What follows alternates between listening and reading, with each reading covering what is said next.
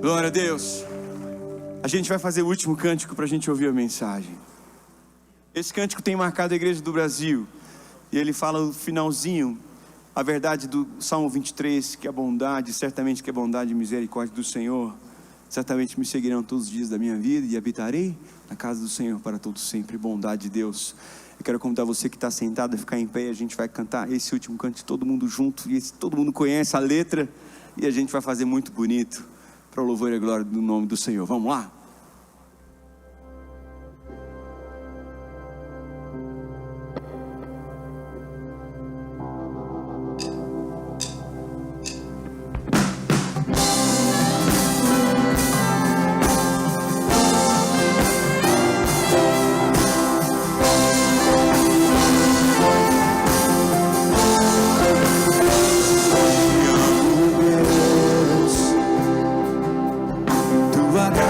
Nunca falha, todos os dias eu estou em tuas mãos. Desde quando me levanto até eu me deitar, eu cantarei da bondade de Deus. És fiel em todo tempo, todo tempo tu és tão bom, com todo fôlego que tenho, eu cantarei da bondade de Deus.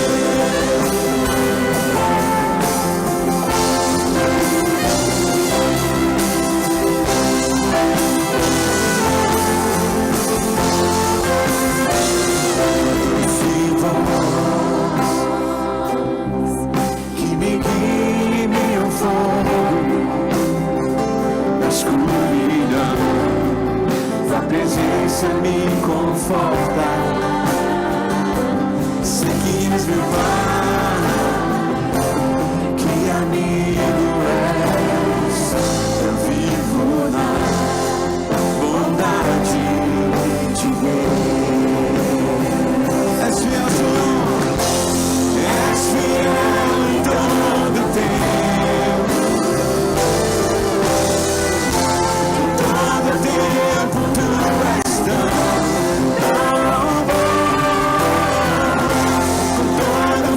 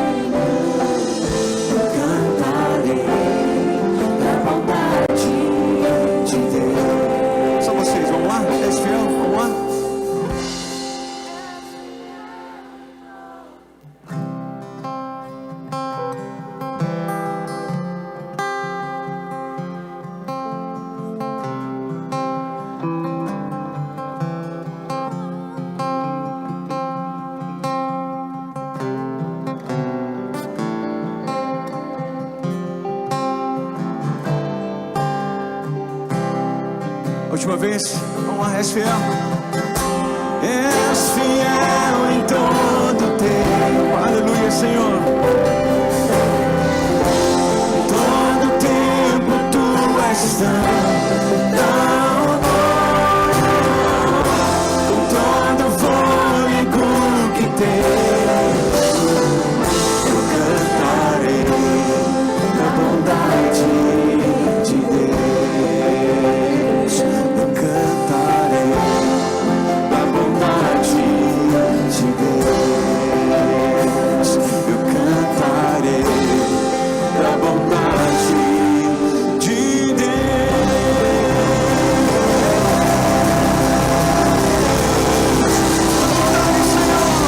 Certamente nos cercam a tua misericórdia, Senhor. E é por isso que nós estamos aqui nessa noite, para te adorar, para te agradecer, Senhor. Aleluia, Senhor. Receba o nosso louvor, a nossa adoração. E continue falando conosco, usando a vida do teu servo. Em nome de Jesus. Amém. Pode sentar, querido. Muito obrigado porque você ficou em pé comigo, com a gente aqui e adorou o Senhor. Vamos lá. Pode pôr, Guilherme.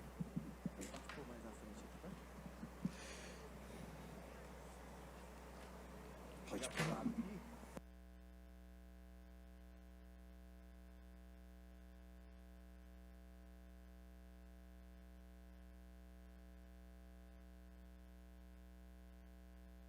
Queridos irmãos, nós temos a alegria e o privilégio de ter conosco o pastor Hernandes Dias Lopes, que é pastor da Igreja Presbiteriana de Vitória, também atua em São Paulo, na Igreja Presbiteriana de Pinheiros, e ele vai nos conduzir na palavra do Senhor hoje aqui.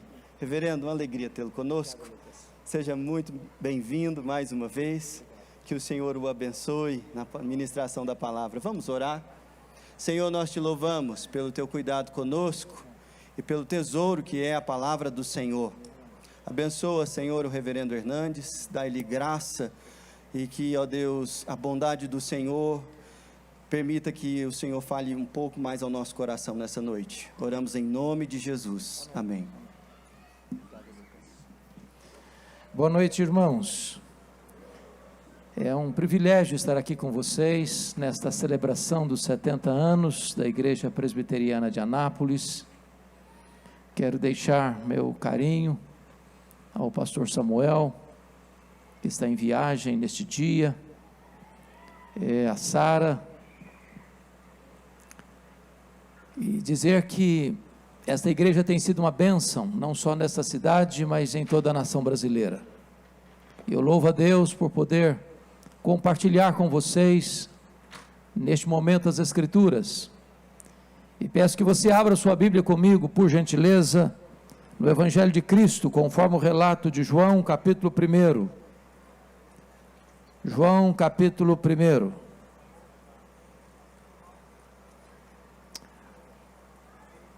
Mantenha sua Bíblia aberta comigo nesta passagem. Mas antes de ler esse texto, eu gostaria de dizer algumas coisas introdutórias. Os estudiosos da Bíblia são praticamente unânimes em afirmar que o Evangelho de João é a obra literária mais importante da história da humanidade. Nenhuma obra jamais foi tão traduzida para outros idiomas e tão largamente distribuída no mundo do que o Evangelho de João. Já passam de 4 bilhões de exemplares. O Evangelho de João foi escrito quando os demais evangelhos, chamados sinóticos, já circulavam nas igrejas há mais de 20 anos.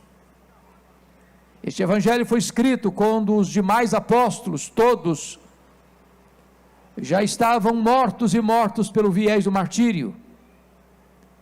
Este evangelho foi escrito no final do 1º século, para defender a fé cristã de um ataque frontal, de uma heresia muito perigosa, chamada gnosticismo, uma espécie de concubinato entre a fé judaica e a filosofia grega. Vocês muito bem sabem que os gregos dominaram o mundo no campo das ideias, e um dos pilares do pensamento grego era o chamado dualismo. Para os gregos, a matéria que você toca e tange era essencialmente má, o espírito invisível, imaterial, essencialmente bom. Para eles a matéria então era má, em sendo assim, eles não acreditavam na doutrina da criação, não acreditavam na doutrina da encarnação e não acreditavam na doutrina da ressurreição. Desta forma, os gregos negavam a divindade de Cristo, porque se ele tinha um corpo físico, e ele tinha, e se para eles a matéria era essencialmente má, ele não podia ser essencialmente bom. Se ele não podia ser essencialmente bom, ele não podia ser Deus.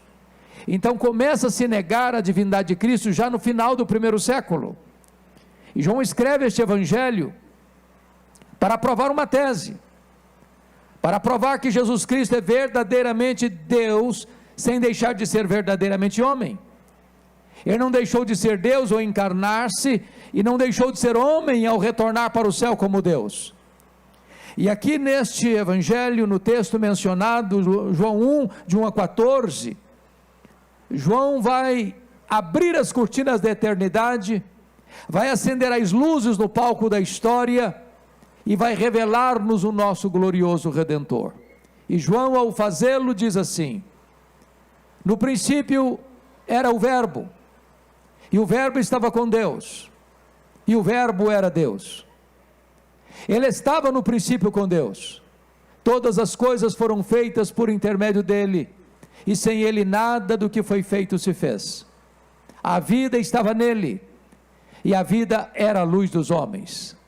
A luz resplandece nas trevas, e as trevas não prevaleceram contra ela. Houve um homem enviado por Deus, cujo nome era João. Este veio como testemunha para testificar a respeito da luz, a fim de todos irem a crer por intermédio dele. Ele não era luz, mas veio para testificar da luz, a saber, a verdadeira luz que vindo ao mundo ilumina a todo homem. O Verbo estava no mundo, o mundo foi feito por intermédio dele, mas o mundo não o conheceu. Veio para o que era seu, e os seus não o receberam. Mas a todos quantos o receberam, deu-lhes o poder de serem chamados filhos de Deus, a saber, aos que creem no seu nome, os quais não nasceram do sangue, nem da vontade da carne, nem da vontade do homem, mas de Deus. E o Verbo se fez carne e habitou entre nós, cheio de graça e de verdade, e vimos a sua glória, glória como do unigênito do Pai. Amém.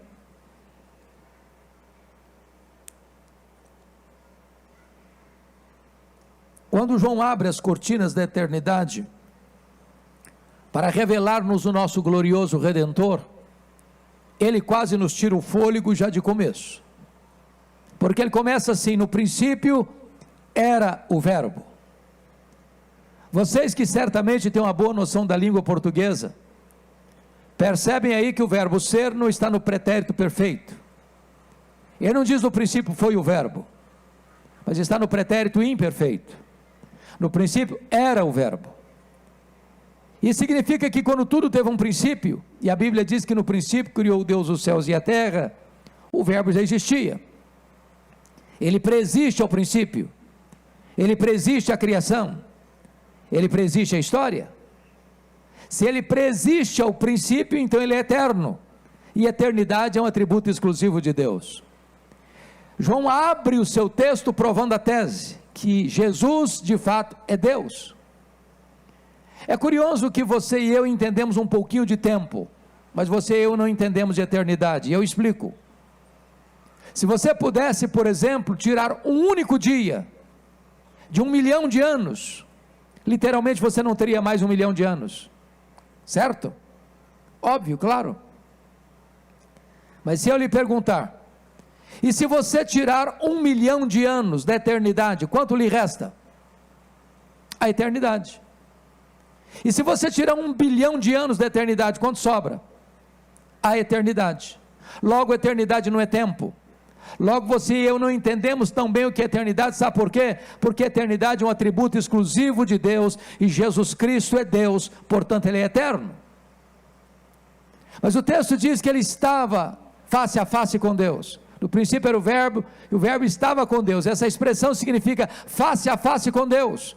Ora, se Deus é um ser pessoal, e Deus é, E se o verbo estava face a face com ele, logo o verbo não é um ser impessoal, como pensavam os gregos, mas um ser pessoal, da mesma essência, da mesma substância, conforme o credo niceno, Deus de Deus, luz de luz, coigual, coeterno e consubstancial com o Pai. Mas João diz assim, o verbo era Deus, não apenas um ser inferior a Deus, como pensara Ário de Alexandria, não apenas um ser superior aos anjos, mas um ser da mesma substância, tendo os mesmos atributos, realizando as mesmas obras. Eu preciso concordar com o pensador cristão C.S. Lewis quando disse o seguinte: com respeito a Jesus eu só tenho 3 possibilidades: ou ele é um mentiroso, ou ele é um louco, ou ele é Deus. Se ele não é quem ele disse ser, é um mentiroso. Se ele não é quem ele pensou ser, é um louco. Mas se ele é quem ele disse ser, então ele é Deus. Pois só ele pode dizer, eu e o Pai somos um, quem me vê a mim, vê o Pai. Então João prova já de início que o verbo é eterno, que o verbo é pessoal e que o verbo é divino. Mas no verso 2 diz que ele estava com Deus no princípio. A pergunta é, que princípio? No princípio criou Deus os céus e a terra.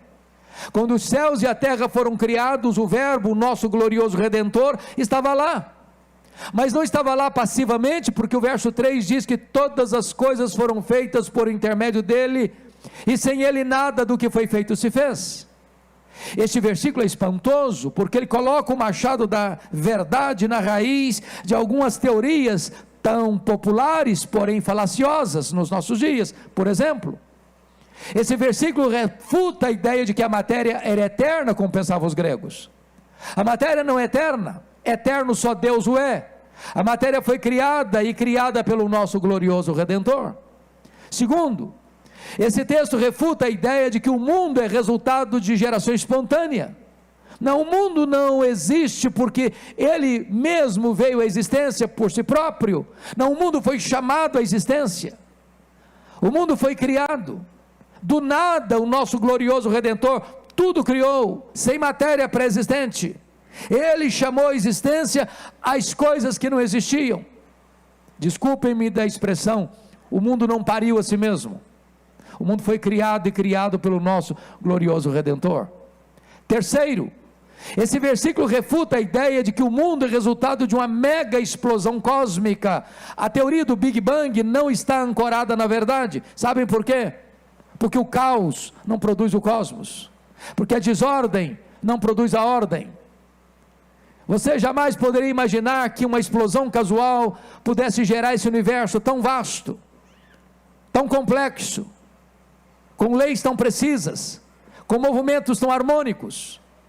Seria mais fácil eu acreditar que se eu jogasse para o espaço 1 bilhão de letras, e elas caíssem como uma grande enciclopédia, do que eu acreditar que uma mega explosão casual produziu o nosso universo, tão vasto, com leis tão precisas. Seria mais fácil eu acreditar que um rato correndo atabalhoadamente pelas teclas de um piano tocasse serenata ao luar, do que acreditar que uma explosão produziu o nosso universo. Pensem comigo, por que estamos no planeta Terra? Será que foi uma explosão casual que nos deixou aqui? Ou será que nós acertamos na loteria milhares de vezes? Na verdade nós estamos rigorosamente onde deveríamos estar. Se nós estivéssemos mais longe do Sol, morreríamos congelados. Se nós estivéssemos mais perto do Sol, nós morreríamos queimados. Não foi uma explosão casual que nos deixou aqui, foram as mãos do nosso glorioso Redentor. Pense comigo na Lua. A Lua é a faxineira do planeta Terra, vocês bem sabem. Se não houver a Lua com suas fases, não haveria as marés dos oceanos. Se não houvesse as marés dos oceanos, as praias se encheriam de lixo e a vida seria impossível. Então não foi um acaso, não foi uma explosão que deixou a Lua na sua órbita, foram as mãos do nosso glorioso Redentor. Todas as coisas foram feitas por intermédio dele, e sem ele nada do que foi feito se fez. Em quarto lugar, esse versículo refuta a ideia de que o mundo é resultado de uma evolução de milhões e milhões de anos. Em 1859, no mesmo ano que Ashbel Green Simonton chegava no Brasil para plantar a Igreja Presbiteriana do Brasil, Charles Darwin publicava o seu livro A Origem das Espécies em Londres. Naquele dia esgotou-se a primeira edição, e de lá para cá, essa chamada teoria da evolução tem sido ensinada nas escolas, desde o ensino fundamental ao pós-doutorado, como uma verdade científica. Falta-lhes, entretanto, a evidência das provas. Criacionismo não é artigo de fé, criacionismo não é artigo de religião, criacionismo é artigo de ciência. O que você e eu cremos pela fé não é que o mundo foi criado, é que o mundo que foi criado, e a ciência mostra isso, foi criado pelo nosso glorioso Redentor. Todas as coisas foram feitas por intermédio dele, e sem ele nada do que foi feito se fez. Meus amados irmãos, a tônica deste culto, percebi pelas músicas, é exaltar o nosso glorioso Redentor. Essa é a razão porque a Igreja Presbiteriana de Anápolis existe há 70 anos, é pregar Jesus, é anunciar Jesus, é proclamar o nosso glorioso Redentor. A grande pergunta é: quão grande ele é, quão poderoso ele é, quão majestoso ele é. Quando o profeta Isaías estava refletindo sobre a grandeza dele, disse que este é aquele que mede as águas na concha da sua mão. Pense comigo no Pacífico, no Atlântico, no Índico, no Mediterrâneo, nos mares, nos rios, nas fontes.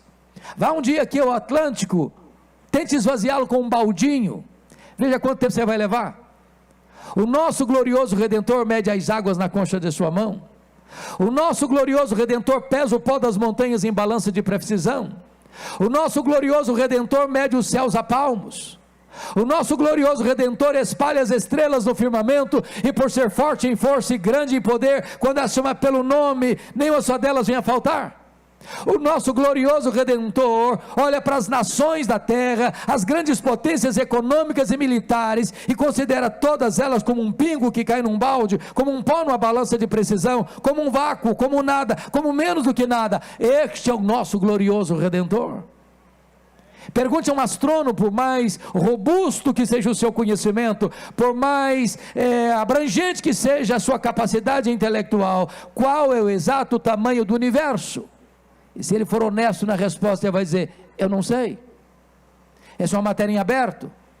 Nenhum homem sabe precisamente qual é o tamanho do universo, mas você e eu sabemos que o universo não é infinito, porque a infinitude é um atributo exclusivo de Deus. Entretanto, os cientistas afirmam que o nosso universo tem mais de 93 bilhões de anos-luz de diâmetro. E o que significa isso? Significa que se você voar a velocidade da luz, 300 mil quilômetros por segundo, nessa velocidade, você demoraria mais de 93 bilhões de anos para ir de uma extremidade à outra do universo, e não há um centímetro desse universo onde o nosso glorioso Redentor não pode ser: isso aqui eu criei, isso aqui é meu, eu estou aqui, eu sou o Senhor de tudo isso aqui. Este é o nosso glorioso Redentor. Pergunte a um astrônomo quantas estrelas existem. Se ele for honesto, ele vai dizer: eu não sei. Mas eles sabem e afirmam que há mais estrelas no firmamento que todos os grãos de areia de todas as praias e desertos do nosso planeta. Vá um dia à praia, encha a concha da sua mão de areia, tenha paciência de botar numa tábua de vidro e contar quantos grãos de areia você consegue colocar na concha da sua mão. Fui fazer isso agora nas férias de janeiro em Guarapari. Enchi a concha da mão de areia e comecei a contar: 1, 2, 10, 50, 100, 200, 300, 400. Eu parei porque não tinha começado nem a contar ainda. Pois há mais estrelas no firmamento que todos os grãos de areia de todas as praias, de todos os desertos do nosso planeta. E o nosso glorioso Redentor não apenas criou todas elas, ele batizou cada uma delas pelo nome, e por ser forte em força e grande em poder, quando a chama pelo nome, nenhuma só delas vinha a faltar. Este é o nosso glorioso Redentor. Todas as coisas foram feitas por intermédio dele, e sem ele nada do que foi feito se fez. Do século 20 para cá, nós não estamos mais pasmos com a grandeza do macro-universo, nós estamos boquiabertos com a grandeza do micro-universo. Se você olhar ao seu redor, ou se você chegar em casa hoje, for lá na sua varanda, e pegar uma folha de uma planta ornamental, aquela folha, por mais tenra que seja, ela é mais complexa do que a cidade de Anápolis. Se você pega uma gema de ovo, ela é mais complexa do que qualquer máquina que o homem jamais inventou. Dr. John Wilson, um dos catedráticos de Harvard, disse que você e eu temos em torno de 10 milhões de fios duplos encapados em cada um dos nossos olhos, e se não for assim, haveria um curto-circuito e ficaríamos cegos.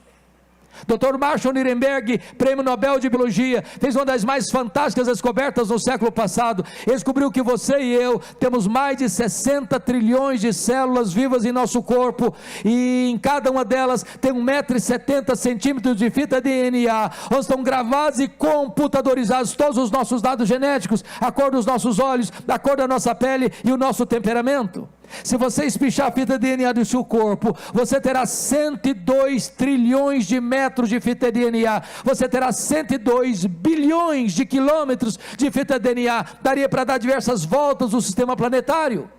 Mais tarde o Dr. Lowy vai dizer que códigos de vida não se originam espontaneamente, não se originam de uma explosão, não se originam de uma evolução de milhões e milhões de anos. Códigos de vida foram plantados em você pelo Deus Todo-Poderoso, Criador dos céus e da terra, e este é o nosso glorioso Redentor. Todas as coisas foram feitas por intermédio dele, e sem ele nada do que foi feito se fez. Quando chegamos no verso 4, ele quase nos tira o fôlego de novo, porque ele diz: e a vida estava nele, e a vida é a luz dos homens. Em outras palavras, tudo que tem vida, anjos, homens, animais, universo, enfim, só tem vida porque recebeu vida dele. O apóstolo Paulo diz: nele vivemos, nos movemos e existimos. Ele que nos dá a vida, a respiração e tudo mais. Mas alguém pergunta: mas quem criou Deus? Resposta: ninguém. Ele não foi criado, ele é o Criador. Alguém pergunta: mas quando ele passou a existir? Resposta: não, ele não passou a existir, ele é o Pai da eternidade. O simples fato de você e eu estarmos aqui nesta noite é uma prova que Jesus existe. Se ele fechar a torneira do oxigênio, você e eu caímos e viramos pó. A vida está nele, e ele é o doador, e ele é o preservador da nossa vida. Mas João vai nos informar que ele é a luz, e a luz resplandece nas trevas, e as trevas não prevaleceram contra ela. Isso é maravilhoso. Sabe por quê? Porque não tem páreo para Jesus. Ninguém desafia Jesus, ninguém ameaça Jesus, ninguém derrota Jesus. Jesus não está colocado contra a parede, ameaçado ou inseguro ou temeroso. Não, ele é a luz. Nem você nem eu jamais vimos e jamais veremos em qualquer tempo, em qualquer lugar, a luz ter medo das trevas. Onde chega a luz, as trevas têm que bater em retirada. Por mais trevosa que seja a treva, quando a luz chega, a treva tem que ir embora. Aonde Jesus chega, chega a vida, chega a cura, chega a libertação, chega a salvação, chega a redenção, porque ele é a luz, e a luz resplandece nas trevas, e as trevas não podem prevalecer contra ela. Louvado seja o nome do Senhor. Eu disse para vocês no começo que João escreveu este evangelho para provar uma tese, e até aqui, dos versos 1 a 5, João prova sua tese de duas maneiras. Primeiro, Jesus é Deus, porque ele tem os mesmos atributos de Deus. Ele é eterno, ele é pessoal, ele é divino, ele é autoexistente. Segundo, ele é Deus porque ele realiza as mesmas obras de Deus. Ele é o Criador, ele é o doador e o mantenedor da vida. Se ele é isso mesmo, e ele é, eu preciso dizer algo a você nesta noite. Você não pode sair daqui hoje neutro em relação a Jesus. Me permita propor um paradoxo. Quer dizer a você que você é escravo da sua liberdade. Pega o carona com o autor do livro A Ética da Decisão para propor esse paradoxo, e quero ilustrá-lo da seguinte maneira: você é como alguém dentro de uma canoa rio abaixo, à beira de um abismo. Você tem que tomar uma decisão. Você pode saltar da canoa e nadar até a margem.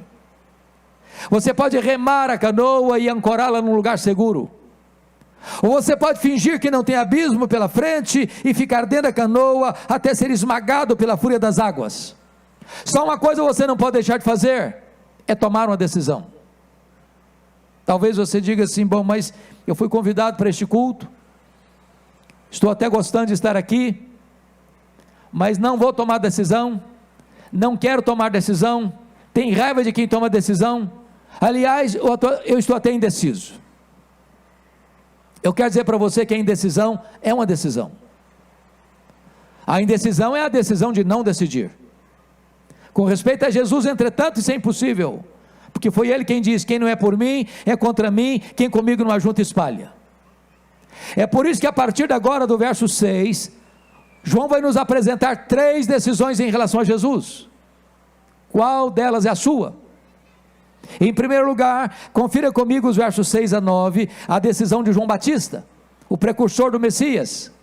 Houve um homem enviado por Deus cujo nome era João. Este veio para testificar a respeito da luz, a fim de todos irem a crer por intermédio dele. Ele não era luz, mas veio para testificar da luz, a saber, a verdadeira luz que vindo ao mundo ilumina todo homem. Me permita explicar bem isto. A Bíblia fala que de Malaquias a João Batista temos um período de 400 anos. É um período chamado de silêncio profético, ou período interbíblico. Tinha templo, tinha música, tinha festas, tinha sacrifícios, mas não tinha palavra de Deus. Depois de 400 anos, veio a palavra de Deus a João, filho de Zacarias, no deserto. E ele percorreu toda a circunvizinhança do Jordão, pregando o batismo de arrependimento para a remissão de pecados. E as multidões fluíram da província da Judéia, das cercanias do rio Jordão e de toda a cidade de Jerusalém, multidões e multidões. E quando as multidões estão ouvindo João Batista, eles começaram a pensar: esse João não é o precursor do Messias, ele é o próprio Messias. Sim, ele é o Messias. Todo mundo, sem exceção, 100% daquelas multidões pensaram a mesma coisa: esse João é o Messias. 100% dos votos que entraram na urna para candidato a Messias foram dados a João Batista. Nenhum voto em branco, nenhum voto em nulo. Então essa convicção da multidão se traduz numa pergunta, e essa pergunta beija os ouvidos de João Batista com aquela voz sedosa e aveludada da serpente, e a pergunta era esta: porventura tu não és o próprio Cristo? Olha a tentação aí, olha a isca venenosa aí, olha a tentativa de botar um homem no pedestal aí. Muitos outros já tinham se levantado dizendo: eu sou o Cristo, eu sou o Cristo, eu sou o Cristo. Se João tivesse engolido aquela isca venenosa, ele poderia pensar: bom, quer dizer, pensando melhor, eu acho que eu sou um fenômeno. Nunca ninguém juntou tanta gente no deserto como eu. Aliás, João podia pensar: bom, se eu me declarar Messias aqui, o povo já tem do meu lado. Não, mas ele não engoliu a isca venenosa não, ele foi categórico, disse: não, eu não sou o Messias não, eu vim preparar o caminho do Messias. Eu não sou o verbo não, eu sou apenas uma voz que clama no deserto. Eu não sou a luz não, eu aponto para Jesus e digo: este é a verdadeira luz que vindo ao mundo ilumina todo homem. Eu não sou o cordeiro não, eu aponto para Jesus e digo: eis o cordeiro de Deus que tira o pecado do mundo. Eu não sou o noivo não, eu sou apenas um amigo do noivo. Eu batizo com água, mas aquele que vem depois de mim é mais poderoso que eu, e ele vos batizará com o Espírito Santo e com fogo. Eu não sou digno sequer de me curvar, desatar as correias das suas sandálias. Eu tenho um lema de vida: convém que ele cresça e que eu diminua. A primeira decisão é de dar toda a glória ao nome do Senhor Jesus. Toda a glória dada ao homem é vanglória, é glória vazia, é idolatria, é abominação para Deus. João deu toda a glória ao Senhor Jesus.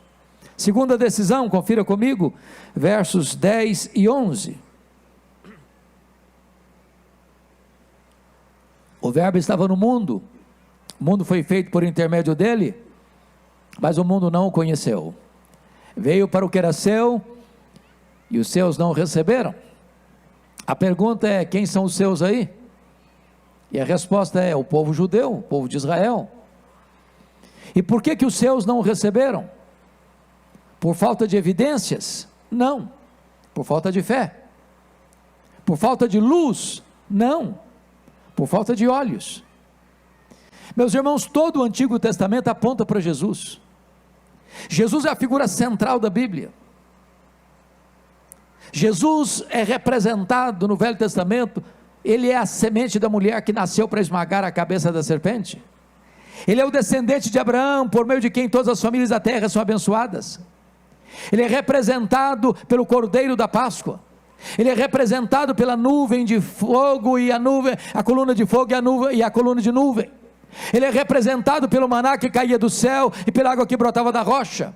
Ele é representado pelo tabernáculo, ele é representado pela arca da aliança, ele é representado pelo templo, ele é representado pelas festas, ele é representado pelos sacrifícios, ele é representado pelo sábado. Tudo era sombra dele. Ele é a realidade. Diz a Bíblia que na plenitude dos tempos, ele nasceu de mulher, nasceu sob a lei, para ser o nosso Redentor, e ele andou por toda parte, fazendo bem, libertando os oprimidos do diabo. Os cegos viram, os surdos ouviram, os mudos falaram, os coxos andaram, os mancos pularam, os leprosos foram purificados e os mortos ressuscitaram, mas os seus não o receberam. Deus tem me dado o privilégio de todos os anos levar caravanas a Israel, e uma das coisas mais tristes dessa viagem para mim é quando você chega lá no Muro das Lamentações, você vê crianças, você vê homens, você vê mulheres, você vê velhos, você vê gente de todo tipo, lendo a lei com muito fervor e orando com muita intensidade, aguardando ainda um Messias, que já veio há 2000 anos, na figura de Jesus de Nazaré. Nas palavras do apóstolo Paulo, 2 Coríntios capítulo 3, parece que a venda ainda está nos olhos. Cuidado para que você, tendo tanto conhecimento da verdade, ainda rejeite essa verdade, porque a Bíblia pergunta: como escaparemos nós, se negligenciarmos tão grande salvação? Talvez você que está aqui hoje, conhece a Bíblia, já leu a Bíblia, já frequentou uma igreja.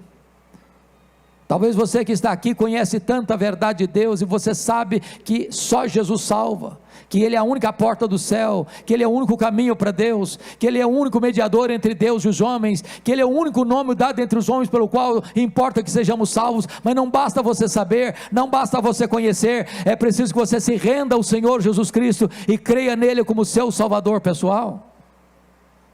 Mas a terceira decisão, meus irmãos, está aí, confira comigo, nos versos 12 e 13, é a aceitação do verbo, é a aceitação de Jesus. Quando você estiver lendo a sua Bíblia, por favor, preste atenção no que nós chamamos na língua portuguesa de conjunção adversativa. Mas, porém, entretanto, todavia, entre mentes, está escrito aí que em virtude da rejeição dos judeus, mas a todos quantos o receberam, deu-lhes o poder de serem feitos filhos de Deus. A pergunta é: todos quantos? Todos quem? E a resposta é: todos judeus, todos gentios, todos homens, todos mulheres, todos crianças, todos adolescentes, todos jovens, todos adultos, todos velhos, todos ricos, todos pobres, todos doutores, todos analfabetos, todos religiosos, todos não religiosos. Não importa de onde você vem, não importa para onde você vai, se você receber a Jesus, você recebe o poder de ser feito filho de Deus. É claro, portanto, que nem todos são filhos de Deus. Ser filho de Deus não é uma coisa natural. Ninguém é filho de Deus porque nasce num país chamado cristão, porque nasce numa família chamada cristã, porque frequenta uma igreja chamada cristã. Ser filho de Deus é a coisa mais revolucionária que pode acontecer na sua vida. É ter uma nova mente, é ter um novo coração, é ter uma nova vida, é ter uma nova família, é ter uma nova pátria, é ser nova criatura. Mas João não quer que você saia daqui com qualquer dúvida acerca do que significa ser filho de Deus. Por isso ele explica melhor no verso 13: os quais não nasceram do sangue, nem da vontade da carne, nem da vontade do homem, mas de Deus. E o que significa isso? Primeiro, os quais não nasceram do sangue, significa que ser filho de Deus não é coisa hereditária. Às vezes nas minhas andanças por aí eu gosto de perguntar assim: e aí, meu filho, você está seguro na sua salvação? E a pessoa diz assim: mas é claro, ué, o meu pai é o pastor da igreja, a minha mãe até dirige uma reunião de oração na igreja.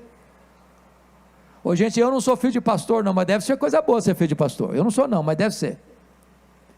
Ter uma mãe que ora, certamente é uma coisa maravilhosa, mas isso não faz de você filho de Deus. Às vezes eu faço essa pergunta e as pessoas são mais rebuscadas na resposta. Eu pergunto assim: você está firme na sua salvação, meu filho? Mas é claro, eu sou calvinista desde o berço. Ou seja, eu sou arminiano. Olha, você ser calvinista e ser arminiano deve ser coisa boa para você, mas isso não faz de você filho de Deus não. Para ser filho de Deus, você tem que nascer de cima, você tem que nascer do alto, você tem que nascer de novo, você tem que nascer da água e do Espírito, você tem que ser nova criatura. Segundo, os quais não nasceram do sangue nem da vontade da carne. Sabe o que significa isso? Nenhum de nós tem capacidade ou competência para nos autoproclamarmos filhos de Deus. A salvação não está na sua mão, a salvação não está na mão da igreja, a salvação está na mão de Deus. Só o próprio Deus pode fazer de você seu filho. A condição única que ele exige é essa: a todos quantos receberam a Jesus, Deus lhes deu o poder de serem feitos filhos de Deus. Terceiro, os quais não nasceram do sangue, nem da vontade da carne, nem da vontade do homem. Sabe o que significa isso? Nenhuma pessoa, por mais ilustre que ela seja, tem o poder ou a competência para dizer para você: seja filho de Deus. Nem os patriarcas, nem os profetas, nem os apóstolos, nem os pais da igreja, nem os reformadores, nem os avivalistas, nem Paulo, nem Pedro, nem Maria, nem o Papa, nem o sacerdote, nem o pastor, nem o missionário, nem a igreja, nem a denominação tem esse poder, tem essa competência. Só o próprio Deus pode fazer de você seu filho. Agora João vai nos levar à conclusão desse texto, para o versículo 14. E o verbo se fez carne e habitou entre nós, cheio de graça e de verdade, e vimos a sua glória, glória como do unigênito do Pai. Vocês que são bem instruídos, sabem disso, que o primeiro concílio geral da igreja aconteceu no ano 325 em Niceia, por convocação do imperador Constantino, porque um presbítero de Alexandria chamado Ário estava divulgando uma heresia perniciosa, que Jesus Cristo não era Deus, coigual, coeterno e consubstancial com o Pai. A doutrina da divindade de Cristo ainda continuou sendo ameaçada pelos séculos seguintes ao primeiro século. Então naquele grande concílio, um homem chamado de Atanásio refuta as teses de Ário e finca uma estaca da ortodoxia, dizendo que Jesus é Deus, Deus de Deus, luz de luz, coigual, coeterno e consubstancial com o Pai. E ele escreveu um livro sobre encarnação. Queridos irmãos, esse livro está em língua portuguesa. Encarnação de este homem de Deus, Atanásio. E ele diz nesse livro que a encarnação é o maior mistério do cristianismo, e é mesmo, se não vejamos. O que está escrito aí? E o verbo se fez carne. A pergunta é: que verbo? É o verbo eterno, pessoal, divino, autoexistente, infinito, imenso, eterno, imutável, onipotente, onipresente, onisciente, transcendente, soberano, que nem os céus dos céus pode contê-lo.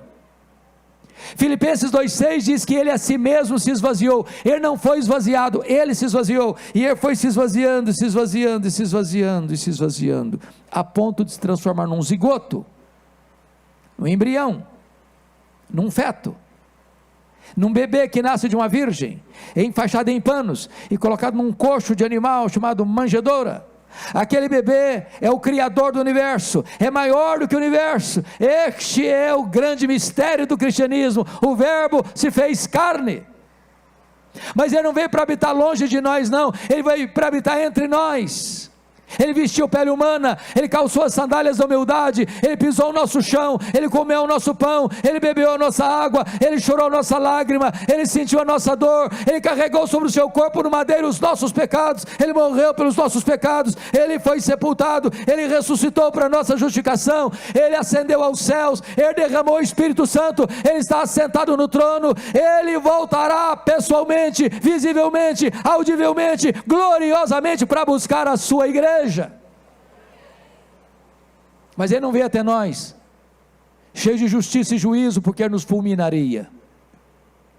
Ele veio até nós cheio de graça e de verdade, nos apanhou sujos, contaminados, depravados, condenados, mortos nos nossos delitos e pecados, e ele nos deu vida, e ele nos limpou, e ele nos restaurou, e ele nos transformou, e ele nos fez assentar com ele nas regiões celestiais, acima de todo principado e potestade, e nos fez membros da família de Deus. E João conclui dizendo que vimos a sua glória, glória como do unigênito do Pai. E vocês muito bem sabem que glória não é um atributo de Deus, como é a santidade, a justiça, a misericórdia. Glória é um termo teológico que representa todos os atributos de Deus no seu resplendor máximo.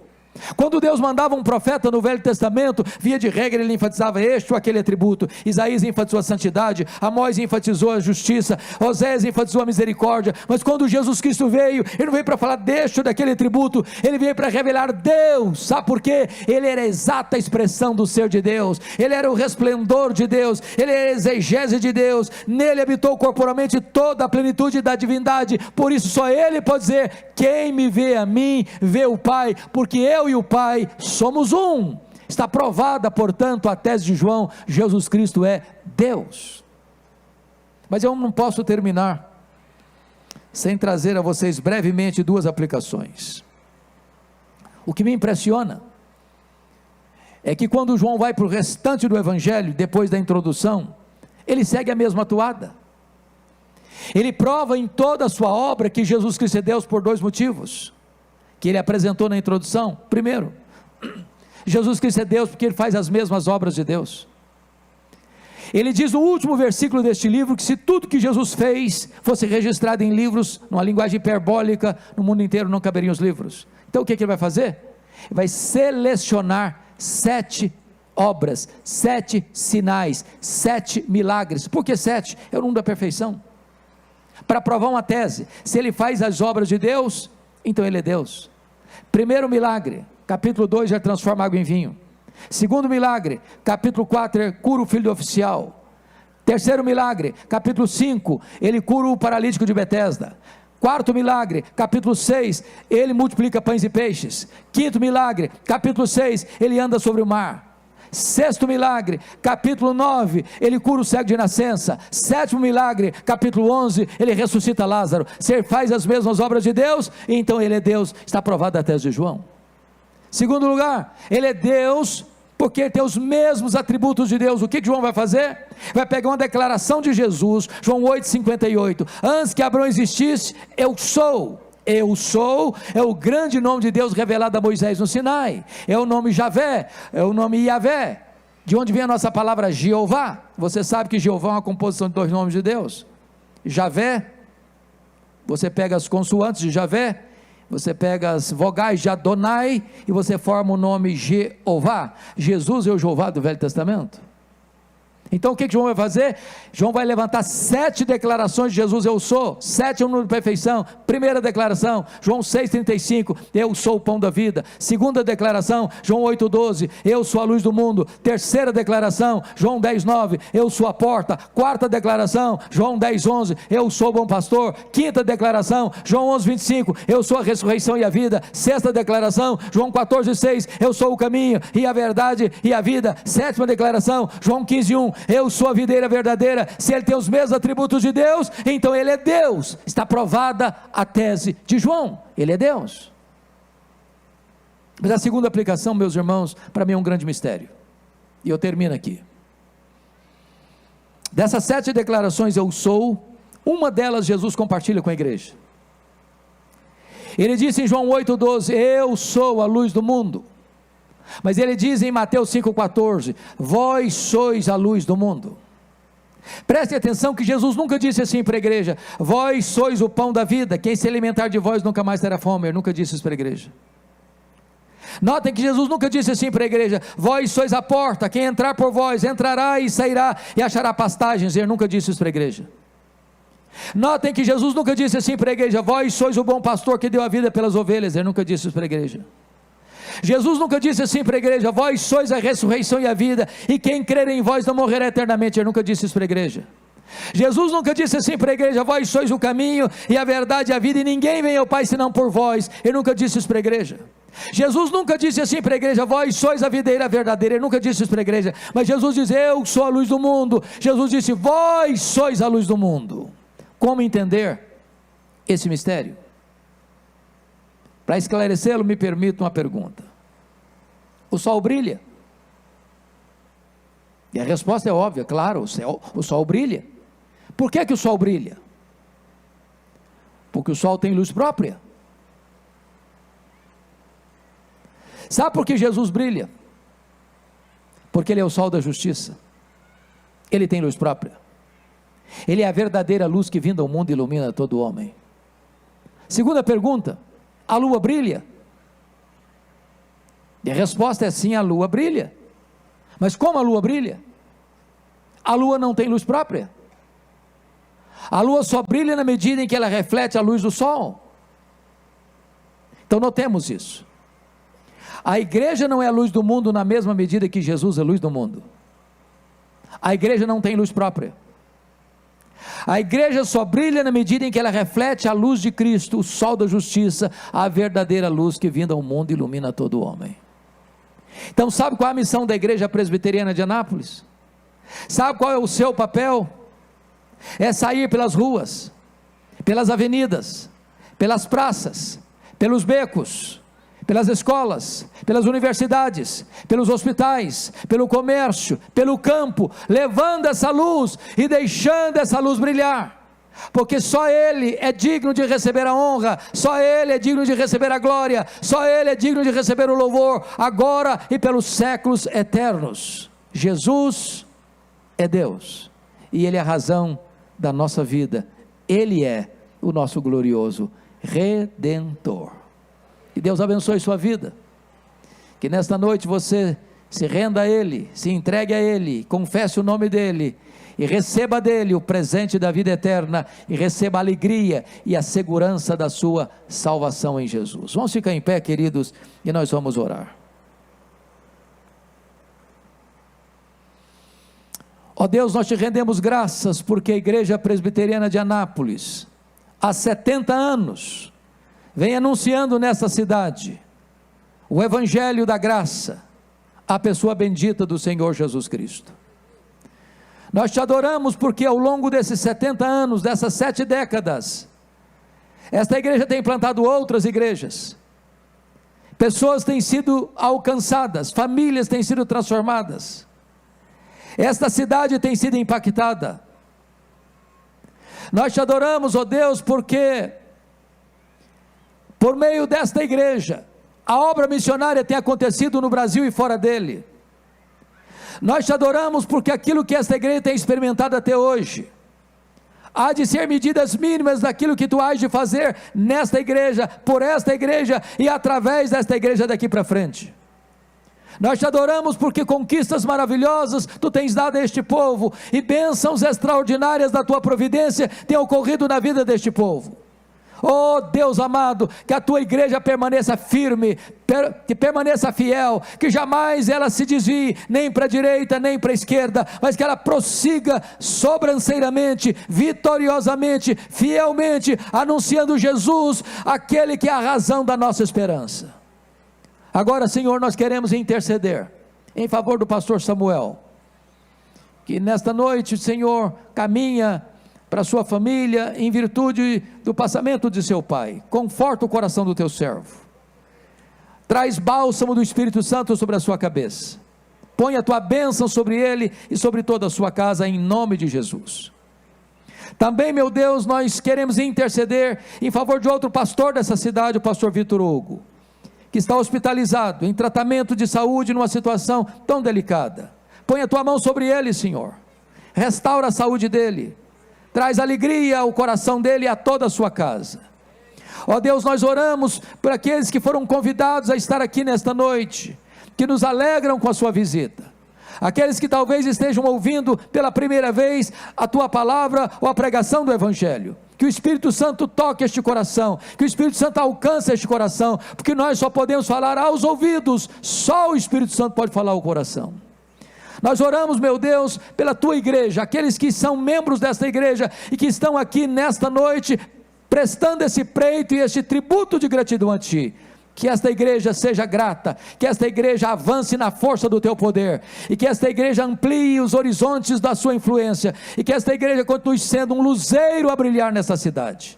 Nós oramos com gratidão por esta celebração de 70 anos, em nome do Senhor Jesus, amém. Louvado seja o Senhor. Podem assentar, queridos irmãos. Obrigado, queridos, eu gostaria de compartilhar com vocês só mais alguns avisos. para que você entenda a nossa programação. Nós continuaremos adorando ao Senhor, inclusive quero pedir para o pastor Phil e a banda virem aqui para frente. E você que nos visita, veio aqui a convite de algum irmão da igreja, se você frequenta alguma igreja que prega o evangelho como ele está exposto nas escrituras, que Deus abençoe você na sua igreja. Agora, se você não frequenta igreja nenhuma, você veio aqui não para encontrar a igreja presbiteriana de Anápolis, mas para ouvir a palavra de Deus. E se você quer ouvir mais a palavra de Deus, você pode visitar a igreja presbiteriana de Anápolis, que está provisoriamente no centro da cidade. Para saber mais sobre a nossa programação, você pode procurar alguém com essa camiseta e essa pessoa irá te orientar.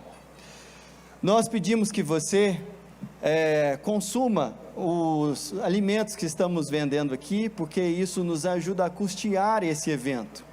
Amanhã e depois nossa programação continua, só que num formato um pouco diferente.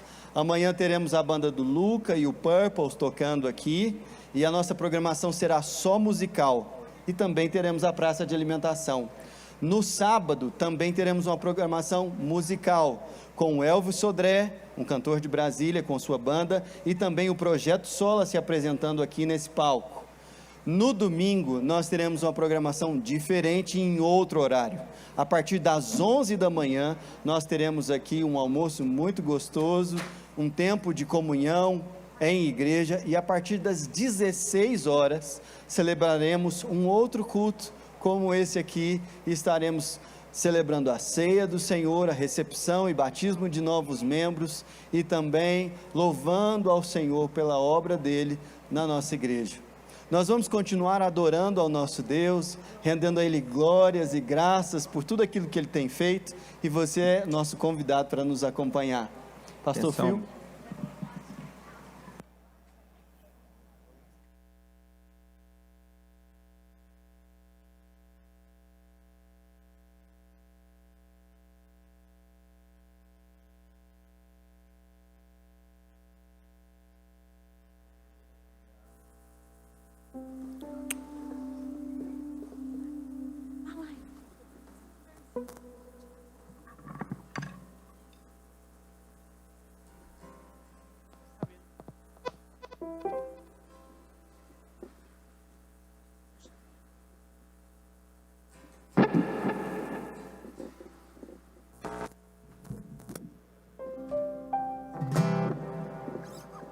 Vamos lá?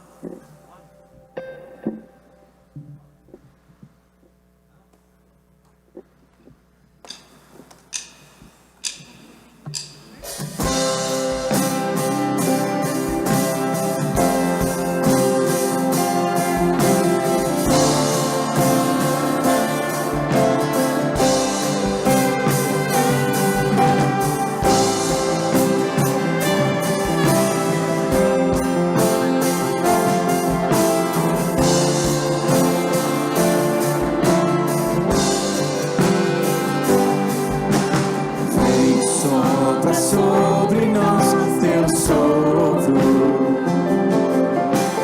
reunidos neste ajuntamento,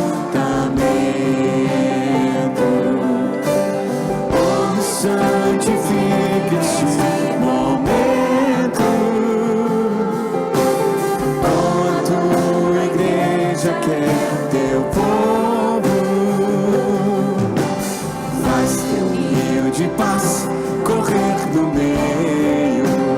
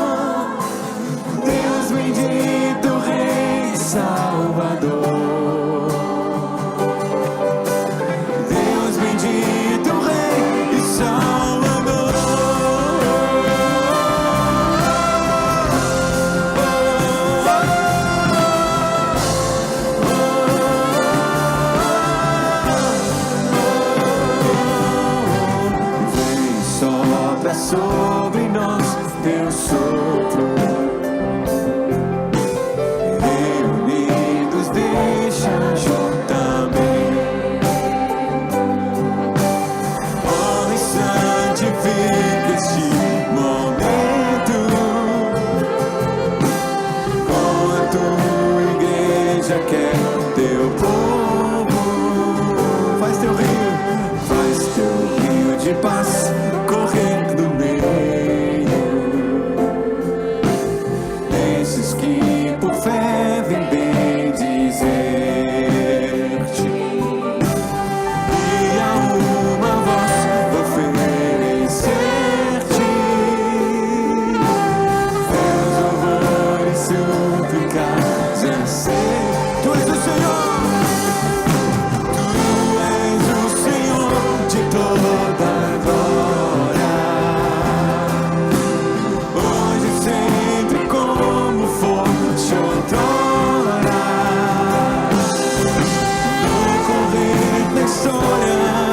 Revelando seu amor, Deus bendito, Rei e Salvador. Deus bendito, Rei e Salvador.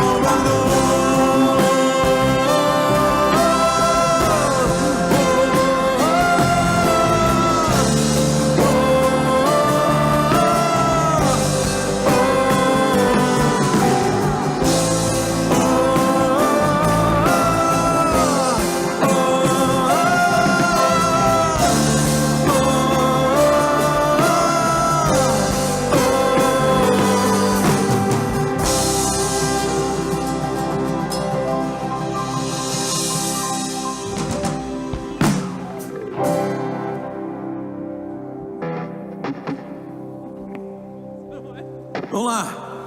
Mas os que esperam no Senhor renovam as suas forças, sobem com asas como águias, correm e não se cansam, caminham e não se fatigam, cantam e não ficam roucos. Vamos lá. Yes, me fortaleça, vamos lá.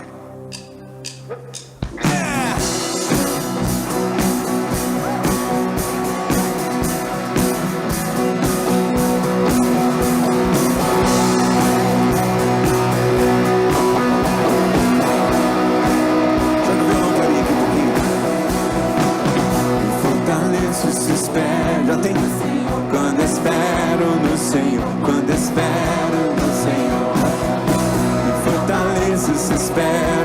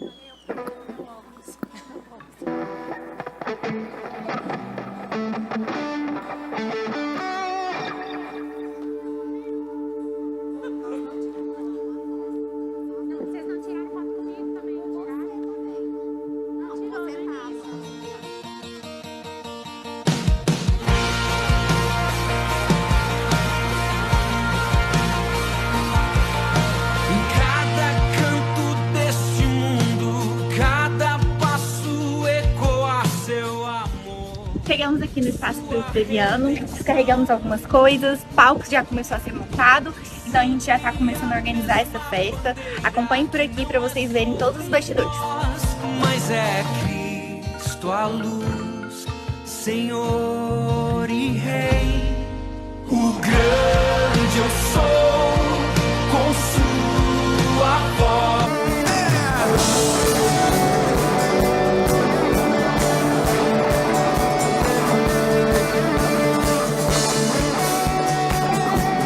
És minha vida, minha alegria, és minha força pra prevalecer. Posso viver o que canto, mostrando ao mundo que te adoro, meu Deus. Te agradeço, Senhor. Viverei pro teu louvor, como um filho que carrega seu santo nome.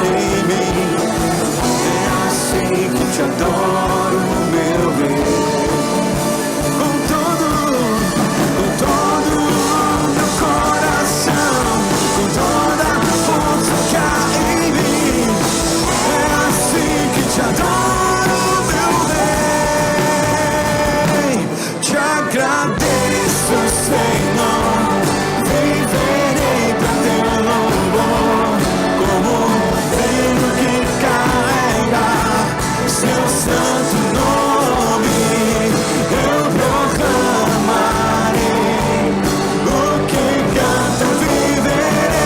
Te adoro, meu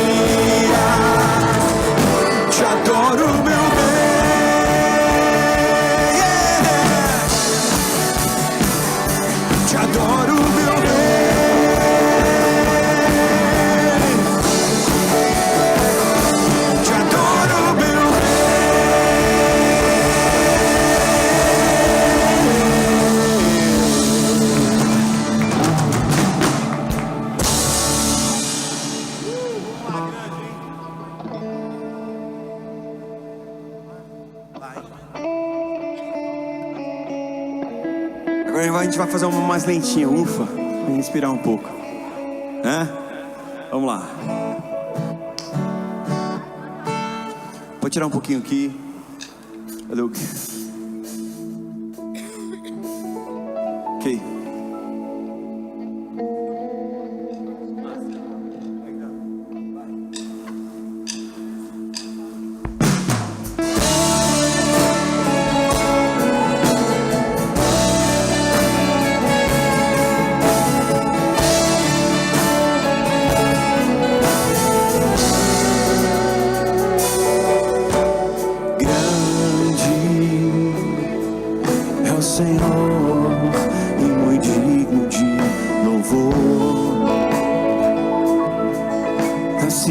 majestade do nosso Deus, seu santo monte. Alegria de toda a terra.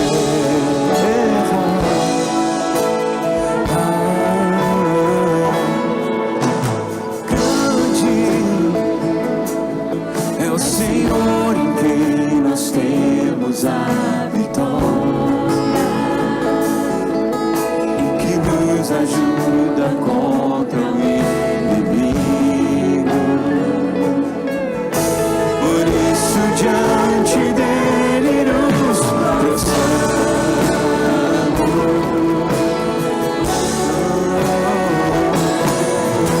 Queremos o teu nome engrandecer e agradecer-te por tua obra em nossas vidas. Confiamos em teu infinito amor. Só tu és o Deus eterno sobre toda a terra e céu.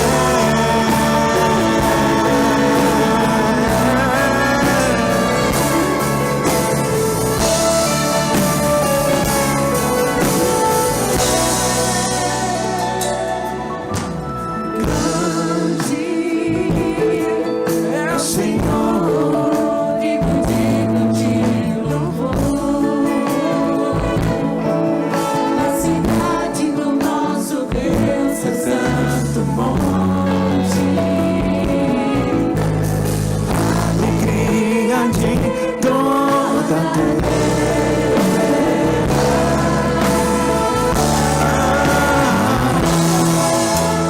Grande é o Senhor em quem nós temos a vitória,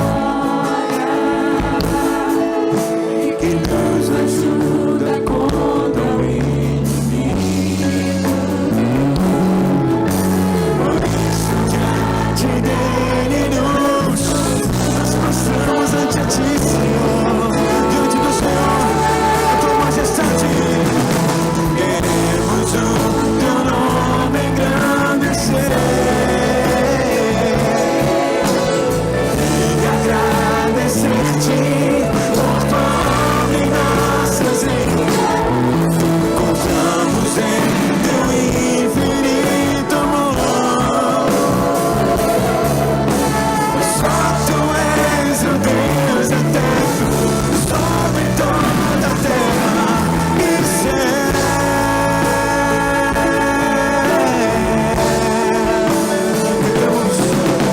Queremos o teu nome engrandecer e te agradecer-te por tua obra em nossas vidas. Confiamos em teu infinito amor.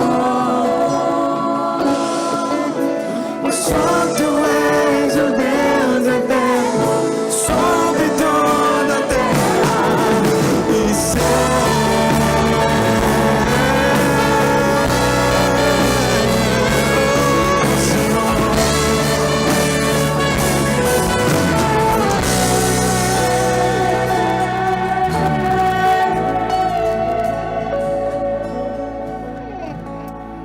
Maravilha, que bom, que noite especial. A gente vai fazer o último cântico. Cântico bem conhecido também, vamos lá.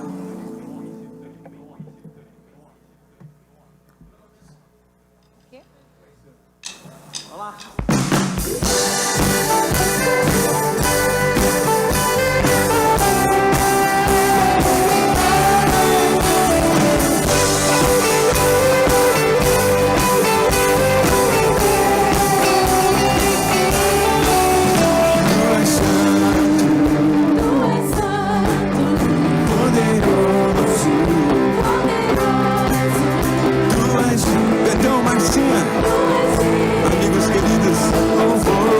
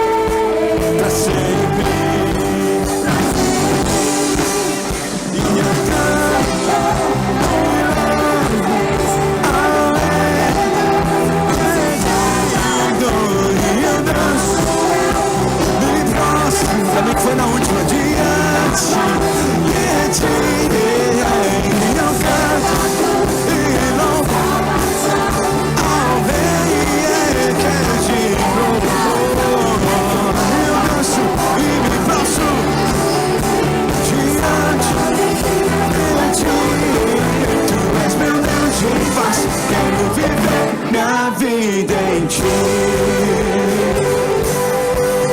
Tu és o Senhor, o Rei dos Reis, Todo-Poderoso, o Senhor das leis, Deus Emanuel, o grande eu sou, príncipe da paz, que ressuscitou, venceu na cruz, dando salvação, trazendo vida, paz, libertação. És o Alfa, o Ômega, princípio e fim, Salvador, Messias, tu és tudo pra mim. Tu és meu Deus de paz, quero viver minha vida em ti. Tu és meu Deus de paz, quero viver minha vida em ti.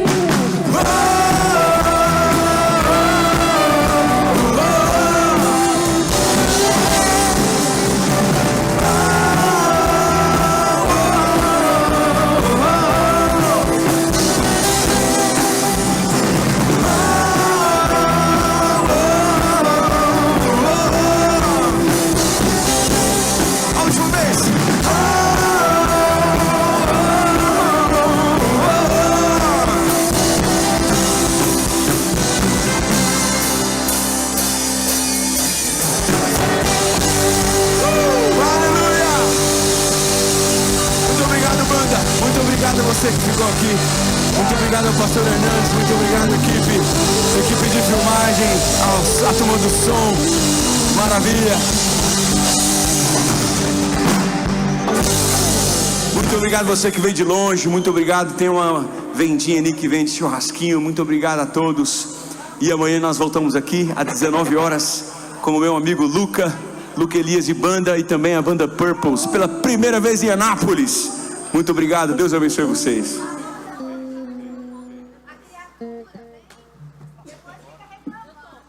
Agora nós já somos 3.000 seguidores e nós estamos alegres com isso. Nós geralmente não damos muita importância, muita relevância para os números. Por si só não demonstram muita coisa. Mas a gente acaba entendendo e compreendendo que os números são marcos importantes que nos mostram onde chegamos e de que forma nós estamos levando a mensagem do Evangelho às pessoas.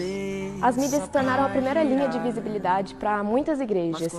E registrar o que acontece aqui em momentos de culto, de louvor, de adoração, é uma responsabilidade espiritual muito grande. Tudo que nós queremos é comunicar o reino, é comunicar Jesus, falar que Jesus está vivo e que há um poder transformador no Evangelho, porque foi assim com as nossas vidas. Batendo em minha porta e tudo aqui dentro toma o seu lugar. Isso nos enche de responsabilidade para que a gente possa continuar levando a mensagem da salvação de uma maneira moderna, autêntica, fundamentalmente fiel à palavra, às Escrituras. No registro, a gente demonstra um pouco da graça de Deus agindo na vida das pessoas. E compartilhar isso é comunicar o reino. Em meus pensamentos, me sinto só em minha própria casa. Então é por isso que você é filmado aqui na igreja, é por isso que você é fotografado. Tudo isso vira conteúdo para que nós possamos mostrar aos que não creem, aos que não estão aqui, o que Jesus faz, o que Ele tem feito e que Ele está vivo no meio de nós.